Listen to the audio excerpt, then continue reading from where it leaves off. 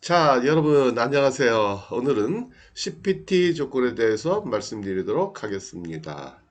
네. 자, 우선, CPT 조건, 그러면 조건의 제목이 의미하는 바는 뭐다? 뭐라고 말씀드렸죠? 셀러가 부담하는 비용의 범위다. 그러니까 셀러가 운송인한테 지불하는 비용의 범위가 어디부터 어디까지냐. 이걸 의미한다고 그랬어요. 자, 그래서 여기서 얘기하는 캐리지라는 거는 뭐냐면 음, 수출자의 창고로부터 그 다음에 수입상이 지정하는 수입제 목적지까지 도착할 때까지 모든 비용을 이건 보통 우리가 캐리지라고 표현을 해요. 그래서 영어로 carriage paid to 그러면 이런 말이죠. Seller pay all carriage. 이렇게 말할 수 있다. paid to 하는 거는 지급하다라는 얘기니까 이해가 되시겠죠? 자, 그 다음에 지금 이제 그 인커텀즈 11가지 조건을 차례차례 지금 설명드리고 있는데요. 그 원리를 제가 설명을 드리니까 여러분들이 이제는 그 인커텀즈가 굉장히 좀 가깝게 느껴지시죠? 좀 별거 아니네. 어려운 거 없네. 외우는 거 별거 없네. 뭐 이렇게 생각이 되시잖아요. 그렇죠? 자, 그랬을 때 첫 번째 원칙 각 인가템 조건이 의미하는 바는 셀러가 운송인한테 지불하는 비용의 범위다. 따라서 셀러는 그 비용을 운송인한테 지불하는 비용만큼을 수출 가격에 반영시킨다. 그래서 CPT 조건이라면 대개는 비행기를 운송을 할 때, 수출품을 비행기로 운송할 때 이 조건을 많이 써요. 그래서 목적지 공항까지, 그러니까 대개 비행기를 운송을 할 때 공항까지의 운임이다 라는 거예요. 공항까지의 운임이다. 이해가 되시겠죠? 이해가 되시겠죠? 예. 그래서 캐리지가 의미하는 거는 음, 수출지 창고로부터 수입지의 공항이다. 공항까지의 비용을 셀러가 부담하는 거다. 자, 그 다음에 우리가 이제 그 셀러의 의무 중에 각 조건별로 셀러의 의무를 기억을 할 때는 첫 번째 뭐부터 기억한다고요? 비용의 범위. 비용의 범위를 기억을 하고 두 번째는 어, 셀러가 분담하는 위험의 범위. 세 번째는 운송계약 체결의 주체가 누구냐? 누가 운송계약을 체결해야 되느냐? 네 번째는 보험은 어떻게 누가 들어야 하느냐? 다섯 번째는 수출 통과는 누가 하느냐? 요것만 딱 기억하시면 된다. 근데 그것도 다 원칙이 있다고 그랬어요. 그렇죠? 예. 뭐냐면 첫 번째 비용의 범위는 뭐다? 제목이 상징적으로 알려주고 있다. 그래서 이 비용의 범위만 알면은 두 번째 위험의 범위는 이거는 원칙이 뭐냐? 어떻게 기억하시는 거냐? 음, 조건에 상관없이 비용의 범위와 같다. 우리 첫 번째 비용의 범위를 알았으니까 비용의 범위와 책임 범위는 같다. 위험의 범위는 같다라는 것을 알게 되면 기억하는 게 어렵지 않죠. 다만 C 조건은 어, 위험, 책임의 범위가 셀러가 부담하는 범위가 비용하고 다르다. C 조건만 다르다. 왜 다르냐? 그 묻는 거 아니에요. 묻는 거 아니에요. 그거는 그 무역하는 사람들이 그렇게 사용을 하고 있으니까 그렇게 받아준 거예요. 그 다음에 세 번째 기억할 게 뭐예요? 음, 운송 체결의 의무. 운송 체결의 의무는 누가 운송을 체결한다고 그랬죠? 운송비를 지급하는 사람이. 여기서 얘기하는 운송비라는 건 항공입니다. 아니면 해상운입니다. 조건에 따라 가지고.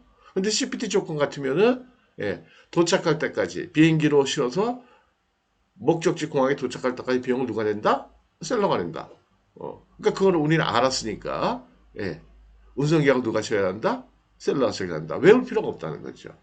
그 다음에 보험은 누가 체결한다? 보험 같은 경우에는 어떻게 기억하는 거냐면 일단 보험은 인컨덤즈 11가지 조건 중에 CIP와 CIF 가운데 I자가 들어가 있는 거. 제목의 가운데가 I자, 인슈런스가 들어가 있는 거는 셀러가 당연히 보험에 가입할 의무가 있고 나머지 조건은 다 보험에 가입할 의무가 없다. 근데 만약에 가입하면 누가 가입한다? 그건 이제 책임의 범위를 봐야 된다고 그랬어요. 근데 우리 아까 두 번째 원칙 책임의 범위를 알았죠. 그쵸? 그러니까 당연히 CPT 조건 같은 경우에는 책임의 범위를 알았다면 아직 말씀 안 드렸지만은 이거는 선적지, 수출지, 공항까지만 여러분들이 수출상이라면 공항까지만 갖다 놓으면 돼요. 그 다음에 그 비행기가 운행하는 과정부터 목적지 도착할 때까지 사고 나면 그다음 바이어가 책임을 져요. 그러니까 그걸 만약에 여러분들이 기억을 했다면, 보험가입은 누가 한다? 안 해도 되지만 하면은 바이어가 한다. 그쵸? 그 다음에 수출 통관의 의무는 누구한테 있다? 다섯 번째, 원칙이 뭐예요? 원칙이 수출 통관은 수출상, 수입 통관은 수출상이다. 근데 EXW 조건하고 DDP 조건만 예외다. EXW 조건은 수출 통관을 다 누가 한다? 그거는 바이어가 한다. 당연한 거예요. 왜요? 미국에 있는 바이어다. 근데 왜 한국에 있는 어, 한국에서 통관할 때 통관을 미국에 있는 바이어가 해야 되느냐? 아니, 그거는 저기 조건 자체가 물건이 인도네시아 수출제 공장이잖아요. 근데 공장에서 한국을 빠져나가려면 통관해야죠. 그러니까 당연히 수출 통관한 채로 가져간다. 어렵냐? 안 어려워요. 왜요? 바이오 입장에서 부담스럽지 않아요. 예. 미국에 있는 바이오는 미국에 있는 자기의 포워드를 통해서 그 포워드가 한국에 있는 포워드를 통해서 수출 신고하면 간단하다라는 거죠. 예. 그럼 수출자 이름은 누가 된다고요? 수출자 이름은 수출 신고서에 수출자는 그건 당연히 수출상이 되는 거죠. 예. 그래서 업무 처리를 해준다, 비용을 낸다, 뭐 그런 뜻이니까. 예. 자, 한번 보시도록 할게요. CPT 조건, carriage paid to의 약자로서 매도인이 자신이 선택한 운송인에게 수출 국내에서 물품을 인도하고 지정된 목적지까지의 운송비를 수출자가 부담하는 조건이다. 그러니까 매도인이 자신이 선택한 운송인에게 수출 국내에서 물품을 인도한다 얘기는 뭐냐면 여러분들은 포더한테 되게 인천공항까지만 갖다 놔. 왜냐면 CPT 조건에서는 어, 셀러가 셀러가 음, 셀러가 어, 책임을 지는 범위는 어디까지예요? 수출지 공항까지예요. 이거는. 근데 비용은 목적지까지 비용은 항공임은 셀러가 낸다. 아까 그랬죠. 캐리지가 의미하는 게 뭐다? 수출지 공항에 도착할 때까지다. 물론 배로 운송할 때 사용할 수도 있어요. 근데 대개 실무에서는 비행기를 운송할 때 사용한다라는 거죠. 그래서 매도인이 자신이 선택한 운송이다. 그러니까 운송 계약은 매도인이 체결한다라는 거예요. 그래서 수출국 내에서 물건을 인도한다. 수출국 내 대개 인도하는 장소가 어디다? 공항이다. 그런 얘기예요. 그러니까 이런 거예요. 쉽게 얘기하면 CPT 조건이라는 거는 셀러 바이어가 이렇게 이제 합의를 본 거예요. 뭐냐면 일단 운송은 비행기를 해. 근데 운송 계약은 셀러가 체결해. 그 다음에 당연히 그 항공임도 셀러가 지불해. 근데 그 비용은 수출 가격에다가 단가에다가 플러스를 시켜. 근데 책임은 네가 그렇게 일을 많이 하니까 네가 일을 많이 하니까 수출지 공항까지만 너는 안전하게 운송해. 그 다음부터 사고 나면 바이어 내가 책임질게. 결론적으로 이렇게 얘기하는 조건이다라는 거예요. 그 다음에 먼저 비용의 범위를 보면 요거는 우리 FCA 조건 배웠죠. FCA 조건이라는 건 뭐예요? 셀러 입장에서는 비용은 수출지 공항까지만 낸다고 그랬죠. 근데 거기다 더하기 목적지 공항까지 운송비를 한 거나 매 한 가지다. 그래서 여기가 인천공항이고 여기가 공장이고 여기가 인천공항이고 여기가 만약에 LA에 있는 공장이다. 그러면 FCA는 여기까지만 비용을 운송인한테 지불하면 되고 CPT는 여기까지 비용을 지불하면 된다라는 얘기예요. 근데 FCA나 CPT나 위험은 여기까지 수출지 공장까지만 지면 된다라는 거죠. 그래서 시조건만 뭐예요? 위험의 범위가 다르다라는 거죠. 그래서 근데 이거 이렇게 기억할 필요도 없어요. 이렇게 나눠 기억하지 마시고요.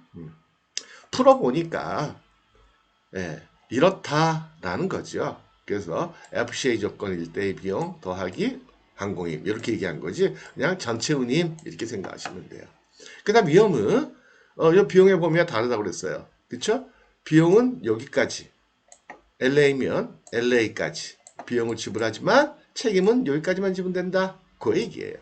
근데 여기서 말을 어렵게 써놨어요. 위험 그리고 물품이 매도인이 지정한 운송인의 보관하에 또는 최초 운송인에게 인도될 때 이때 예, 이때 위험에 대한 책임이 끝난다. 이 말이 뭐냐면 결국은 최초 운송인한테 인도될 때 그러니까 최초 운송인이 한테 여기까지 갔다나 라고 사실은 지시를 하는 거예요.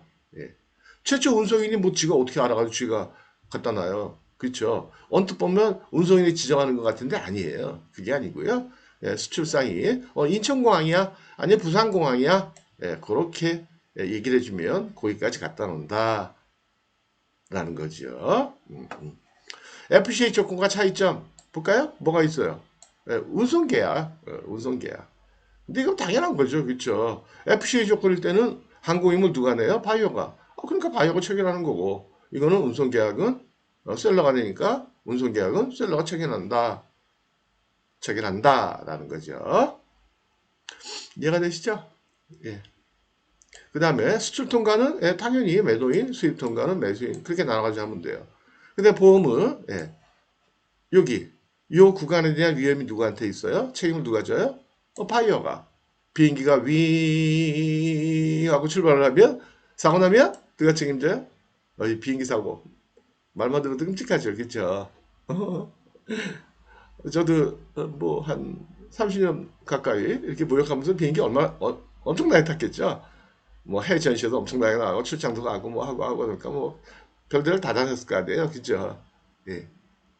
근데 저는 비행기 공포증이 아직도 있어요. 그래서 비행기 타기 이틀 전부터는 집안 식구들하고 얘기 안 해요. 왜요? 혹시라도 잘못됐을 때 저를 생각하면서 우리 아빠가 내 남편이 이틀 전에 이런 말 했었는데 그 생각하면서 울까봐. 그래서 제가 오직하면 닥터하고 상의를 했어요. 어떻게 하면 이 비행기 고증이 없어지겠느냐. 아니, 정말 힘드니까. 예, 정말 힘드니까. 그러니까 저기 닥터가 이 얘기 저 얘기 하다가 나중에 그러더라고요. 많이 탄다. 비행기를 많이 타면 좀 없어진다 하더라고요. 죽여버리고 싶더라고요. 속으로. 나보다 많이 타봤어. 나 수백 번을 탔는데. 어쨌든, 그래서 임의보험이다. 그래서 임의보험이 뭔지 아시죠? 임의보험. 예, 가입할 의무는 없는데 만약에 든다면 매수인이 든다. 왜요? 예, 이 구간에 대한 책임이 바이어한테 있으니까. 그렇죠? 아까 우리 위험의 범위에서 배웠죠? 그렇죠? 이해가 되시겠죠? 그래서 이거 외우는 게 아니라니까요. 인컨턴트 조건별로 셀러 바이어 의무를 외우는 게 아니다. 그걸 만약에 외워야 된다면 그 누가 무역하는 사람들이 협상을 하다가 CIF 조건으로 해. 그러면 조금 있다가 금방 아니야 FOB 조건으로 해. 어떻게 이렇게 대화를 하겠어요. 그렇죠? 그거 외웠다는 거죠. 만약에 못 외웠으면 너 잠깐 기다려. CIF 조건 내가 한번 확인해보고 이래야 될 거 아니에요. 그죠? 근데 그런 사람 없다는 거죠. 그 다음에 운임은 선불이다. 그렇죠. 셀러가 운임을 지불하니까 수출입장에서 지불하니까 선불, 프리페이드. 그래서 운송계약도 셀러가 체결하고 운임도 선불로 준다. 그 다음에 도착지에서 양하 비용. 양하가 뭐라고 그랬죠? 양육. 뭐라고 그랬죠? 제가 설명드렸죠. 예. 물건을 내리는 거. 운송수단에서 물건을 내리는 것. 그래서 양하 비용 그러면 내리는 비용. 양육 같은 말이에요. 그렇죠? 그렇죠? 하역은 뭐라고 그랬죠? 하역. 하역은 그는 내리고 올리는 거를 다 의미해요. 오해하시면 안 된다고 그랬어요. 하역의 하자가 아래 하자다? 아니에요. 화물할 때 하자예요. 그래서 화물을 취급한다. 예. 올리는 거 내리는 거를 취급한다. 그걸 하역이다. 그럼 싣는 거는요. 선적, 보딩, 쉽먼트, 쉬핑 뭐 이렇게 얘기한다고 그랬죠. 그렇죠? 아니면 적하. 그러니까 선적, 적하. 그렇죠? 그 다음에 도착지 표시를 명확하게 한다. 도쿄포트, CFI나 CFS나 에어포트 뭐 이런 식으로. 예. CY는 뭐라고 그랬어요? 컨테이너 야드. CFS는 컨테이너 프레이트 스테이션. 그쵸? 다 배웠죠? 예. 혹시 기억 안 나시면 이거 뭐 제 동영상 보지 마시고요. 힘드세요. 그러니까 네이버 치세요. 네이버에다가 CY, CFS 이렇게 치면 금방 설명이 나오니까. 그래서 뭐 인터넷에 너무 많은 자료들이 잘 돼 있으니까요. 근데 문제는 좀 아리까리한 문제에 대해서는 아리까리 좀 이상하네. 예. 명확하지 않은 그러한 답변들도 있긴 하죠.